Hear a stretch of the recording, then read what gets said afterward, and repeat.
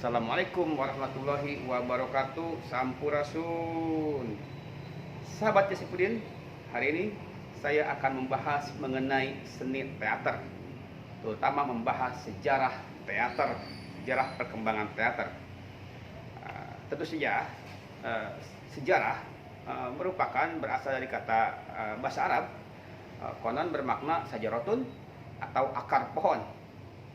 Artinya hal mula, awal mula, dalam hal ini awal mula perkembangan teater.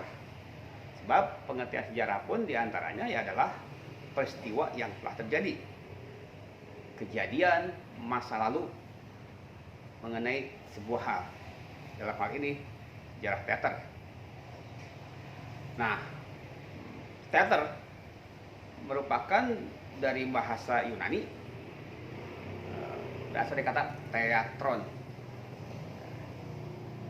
Tuh ya, bermakna gedung pertunjukan.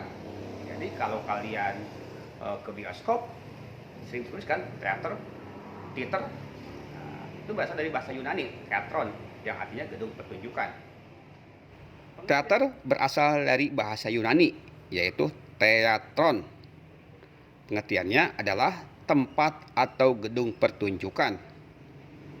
Adapun pengertian teater secara khusus yaitu teater merupakan kisah hidup dan kehidupan manusia yang diceritakan di atas pentas melalui gerak laku dan percakapan berdasarkan naskah tertulis, serta diperkuat oleh tata panggung atau dekorasi, iringan musik, pencahayaan atau lighting, dan unsur-unsur lainnya.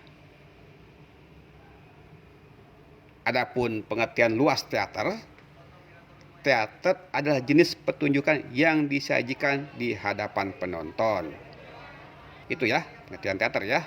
Dari bahasa Yunani, teatron yang artinya gedung pertunjukan.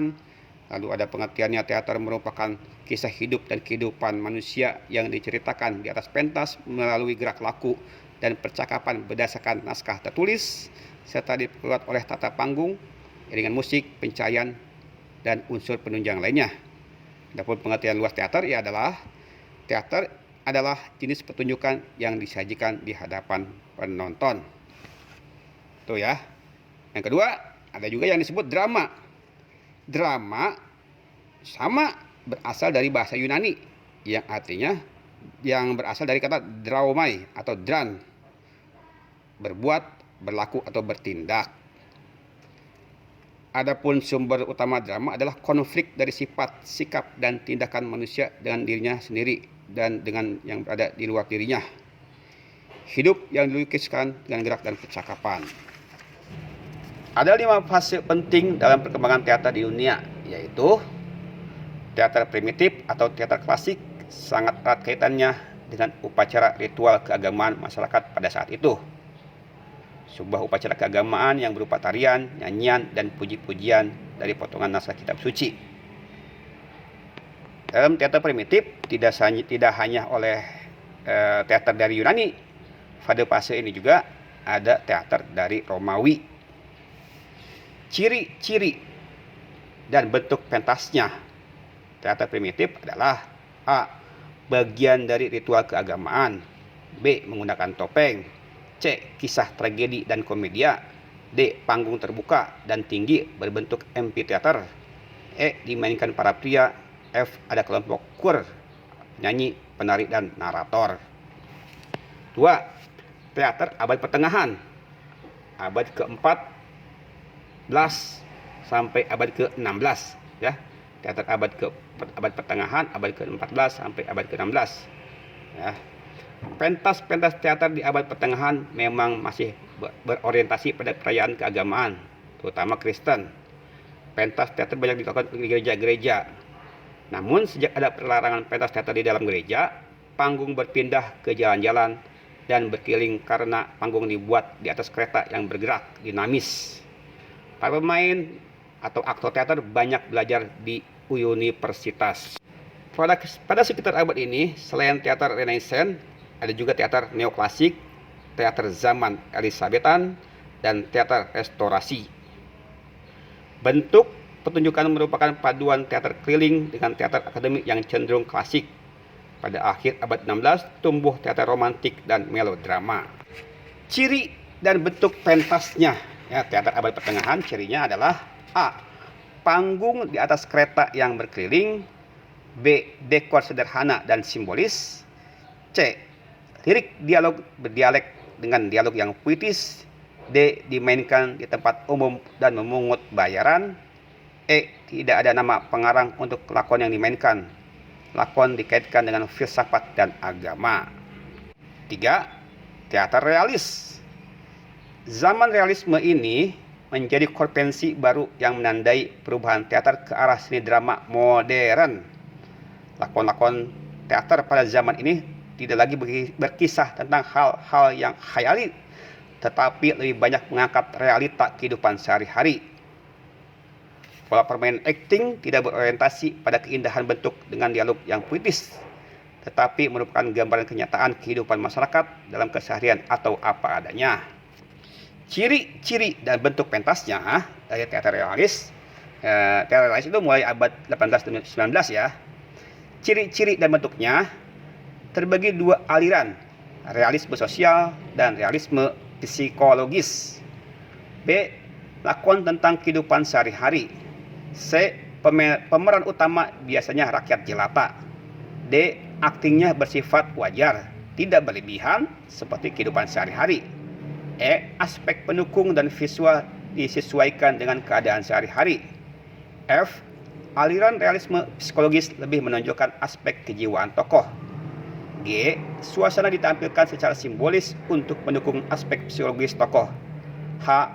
Lebih mementingkan pembinaan konflik kejiwaan tokoh. 4. Teater baru atau avant-garde mulai abad 19. Yang menonjol pada fase teater baru atau teater avant-garde yaitu munculnya elemen efek khusus dengan teknologi elektronik baru pada tatanan pencahayaan, dekor panggung, dan musik pengiring atau ilustrasi. Bentuk permainan banyak bersifat eksperimentatif yang tidak mengikuti selera masyarakat. Ciri-ciri dan bentuk pentasnya dari teater baru atau avant-garde. Cirinya adalah A. Kreasi artistik bersifat spontan dan agresif, cenderung berbenturan dengan selera masyarakat. B. Tidak lazim karena menyimpang dari bentuk alamiah. C. Karya yang merdeka karena lahir dari karakter penciptanya.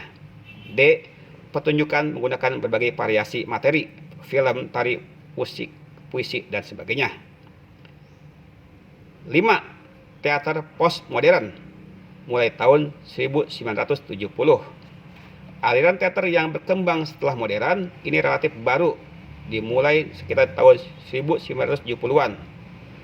Para penganut aliran postmodern mengibaratkan kehidupan manusia seperti sebuah sandiwara yang terpisah-pisah. Teater menjadi pilihan bentuk untuk menggambarkan tragedi kehidupan itu.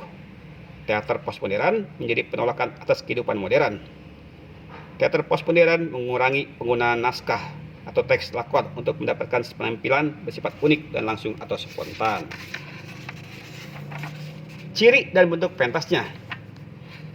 A. Bersifat depolitisasi seni. B. Menitik beratkan pada aktivitas teori. C. Tak dapat dijelaskan dengan struktur yang jelas. D. Cerita yang tidak beraturan alurnya. E. Melahirkan ragam sudut pandang atau resepsi. F. Membuat jaringan antara teori dan praktik. G. Penuh dengan eksperimen gaya. H. Pemain dianggap bukan aktor tetapi penanda. I. Lagi. H. Pemain dianggap bukan aktor tapi penanda. I. Properti panggung mudah diubah bentuknya. Nah, ini sejarah perkembangan teater dunia ini bahan bacaannya itu dari buku panduan seni teater yang diterbitkan oleh Kementerian Pendidikan, Kebudayaan, Riset dan Teknologi Republik Indonesia tahun 2021. Nah, itu ya. Itu sejarah teater. Kalian sekarang tinggal baca, tinggal simak, lalu catatkan, tuliskan dibaca, dihayati, lalu dipahami untuk pembelajaran kita bersama. Yuk. Demikian unit 1 mengenai sejarah perkembangan teater di dunia. Hatur nuhun. Mohon maaf jika ada kesalahan. Mohon maaf bila ada kekurangan. Wabillahi taufiq hidayah wa hidayah. Assalamualaikum warahmatullahi wabarakatuh. Urip Sunda, urip.